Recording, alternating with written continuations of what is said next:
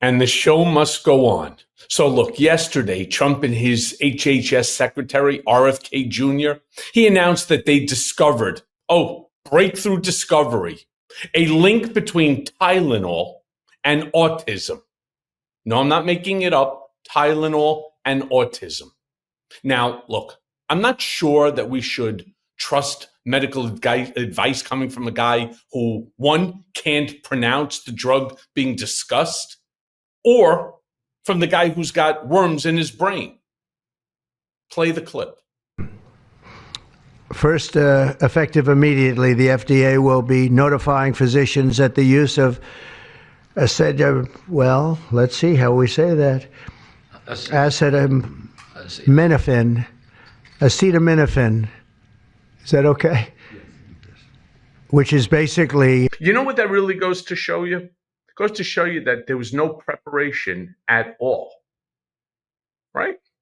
So welcome back to the Michael Cohen Show on our continued journey to 500,000 subscribers. Look, if this is okay by you, well, maybe this isn't the right place for you. But if it's not okay, like it's not for me, do me a big favor. Hit subscribe, watch, comment, and share. Share this with everybody, your neighbors, your family, your friends, your coworkers, your postman. It doesn't make a difference. Share it with everyone, because this is not going to stop unless we make it stop.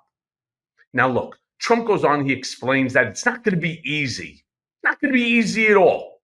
But women should not take Tylenol anymore. Play the clip. Don't take Tylenol. There's no downside. Don't take it. You'll be uncomfortable. It won't be as easy, maybe, but don't take it. If you're pregnant, don't take Tylenol. And don't give it to the baby after the baby is born. And you know what? We have more than 3 years. Yeah. Look, let me go on and say he also goes on and explains that there isn't an alternative drug even to take. Play the clip. But with Tylenol, don't take it. Don't take it. And if you can't live, if your fever is so bad, you have to take one, because there's no alternative to that. Sadly, first question, what can you take instead? It's actually, there's not an alternative to that.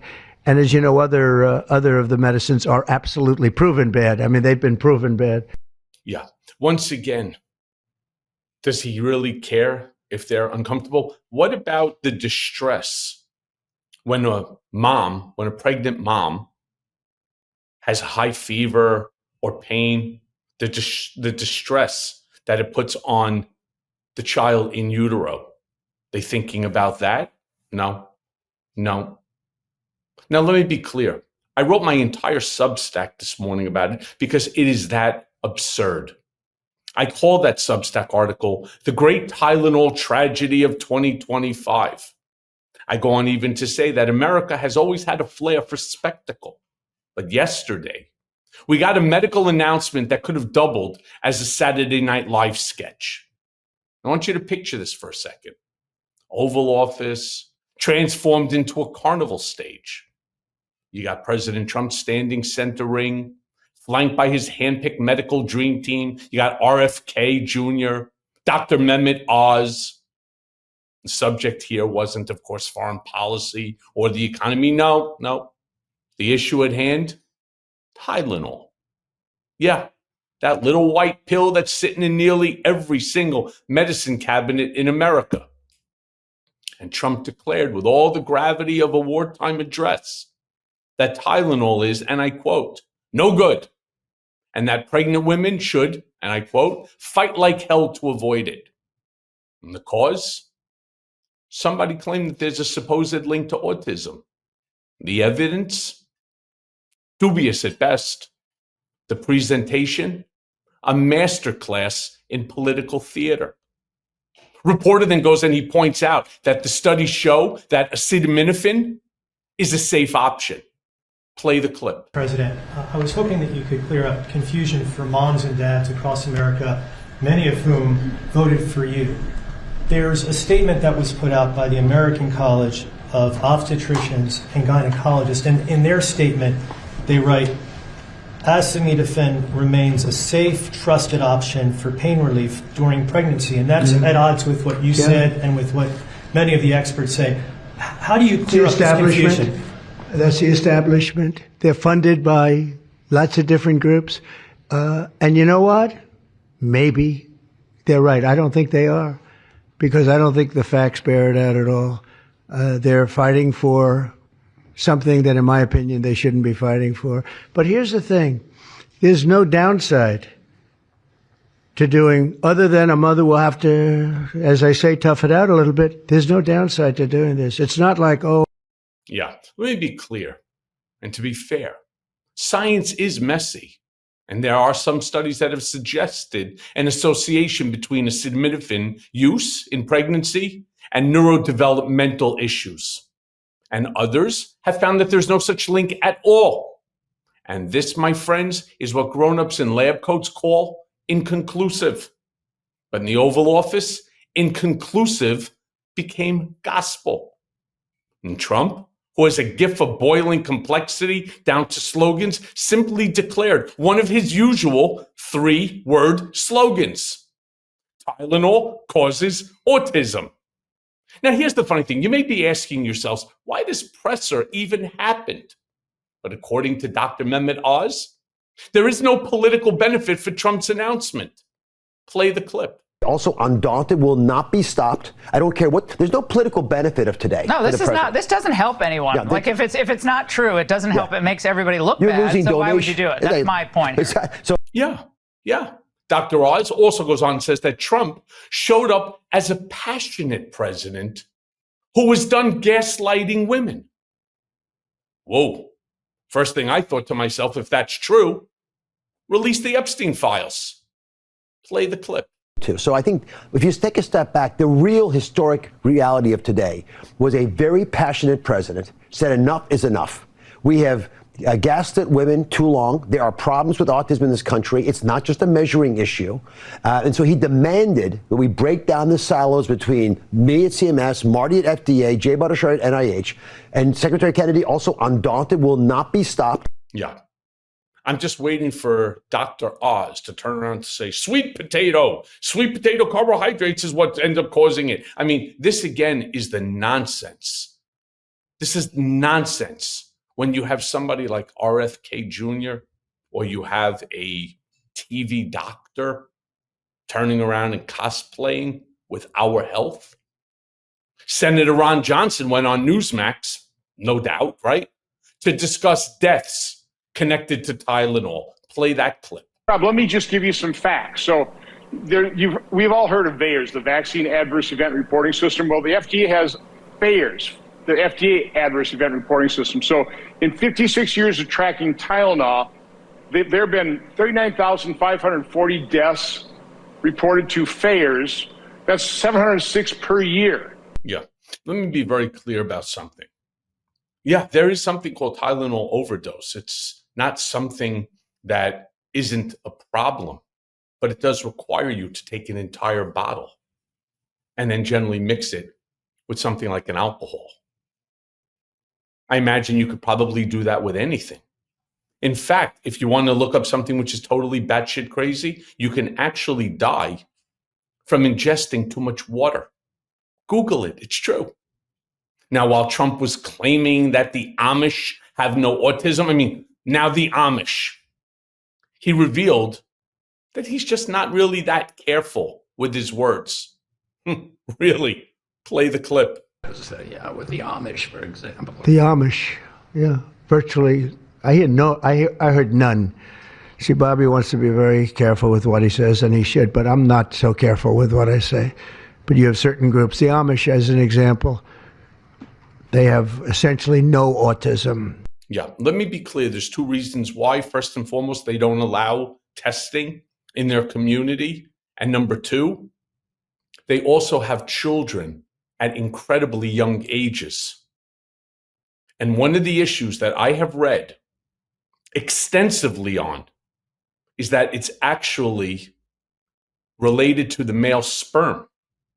That as the male gets older, that it morphs, it changes. And that's what it is that causes autism. So as we see older men, generally on second marriages and so on, or waiting till they finally get their careers in order, getting married and having children later in life, they believe that that is the reason for the spike and the increase. It mutates. Now, Don, let me be very clear about something. It's not surprising that a group where some people don't believe in modern medicine wouldn't test for autism, right? Reporter also made this point as well. Play the clip. Back to the Amish community, if I can, just for a second. I recently saw a man from Minnesota, an Amish man from Minnesota, on a podcast, and the host asked him what the rates were for like ADHD and autism, and he had no idea about ADHD, didn't know that it existed, and certainly didn't know of any cases. What are they doing? It doesn't exist with the Amish community, and they don't take all of this junk. It doesn't exist. That tells you, doesn't that tell you? That's like, that's like certain countries where it doesn't exist and they don't take it. Would you like to make a comment about that, Mark? The Amish population, a very mixed group. So there's a subset that take vaccines, a subset that does not. And we know they have very low rates of chronic disease all across the board. Yeah. Well, thank you for that. Trump also rambled about babies getting, too many vaccines all at once. Play that clip. Sorry, don't do it. Break up your visits to the doctors. Break them up. Do it in 5 if you can. Now, it's inconvenient. It's inconvenient. Oh, you got to have to go back another year later. You're going to go back each year for 4 years, 5 years, 3 years. Just break it up. Break it up. Because it's too much liquid. Too many different things are going into that baby at too big a number. The size of this thing, when you look at it, it's like 80 different vaccines and beyond vaccines, and 80. Then you give that to a little kid. What he's talking about is a dosage. He thinks the dosage is too high. By the way, he's been saying this forever. That he truly has. He keeps making up numbers. He used to say that it's 5 pounds of liquid pumped into a 4-pound child. None of that, of course, is true. And that's the danger. Look, we all know people who have family members or neighbors and friends that have a child that's on the spectrum, some severe, some all the way up to fully functional Asperger genius. We don't know. And wouldn't it be better to invest the money into promoting the scientists who have been working with incredible groups like Autism Speaks? Wouldn't that be the smart thing if you want to figure out how to resolve this issue, how to fix this issue? And number one, it's not a disease. And a lot of people are really angry that he called it that. Dr. Angela Rasmussen debunked this on X. Let me show you what she said. In it, she writes, "It's not too much liquid. It's not too many different things at too big a number. It's not the size of this thing. It's not 80 different vaccines. None of this is true, but they will go after MMR based on this. Consequences are going to be massive measles outbreaks, dead kids." Let me be also clear. Trump spoke about a rumor that Cuba does not have Tylenol and also doesn't have autism. Play that clip. This country is going through what parts of the world are going through. And I will say there are parts of the world that don't take Tylenol. There's a rumor, and I don't know if it's so or not, that Cuba, they don't have Tylenol because they don't have the money for Tylenol, and they have virtually no autism. Okay? Tell me about that one. Yeah. Let me say this. Trump was hit with a community note providing that statement and proving it to be untrue. Let me show you what it says. In it, it turns around and it says, Cuba had an autism rate of 83.30 per 10,000 children in 2023, according to data from the Autism and Development Disabilities Monitoring Network. U.S. rate is 80.90. And that's what the same data shows. Now, look, let me be very clear. Tylenol, sure, there was problems. You may not remember this, but 40 years ago, America lived through something called the Tylenol murders. Those were capsules that were poisoned with cyanide. Most of you won't even remember it. I remember it. Lives were lost, trust was shattered. That was sabotage by an anonymous killer. And that's the reason why you have those sealants on top of each and every medical bottle right now. See, what they did is they took an action in order to save lives, to be responsive to an issue. But the sabotage yesterday, that spectacle, that's sabotage of another kind. That's poisoning public trust, not with cyanide, but with confusion, with anxiety, and worst of all, with misinformation. Remember this, the bottle looks the same, but the danger, it now comes from the label written at the podium of the Oval Office. And it's why I say, help me to build this community together. We will put a stop to this nonsense. And as always, thanks for listening. Hey, everyone. First of all, thanks for watching. We're going to be posting daily episodes with reactions and talking about politics. We'll be talking about everything, in fact. So please like and subscribe. Join us on this journey.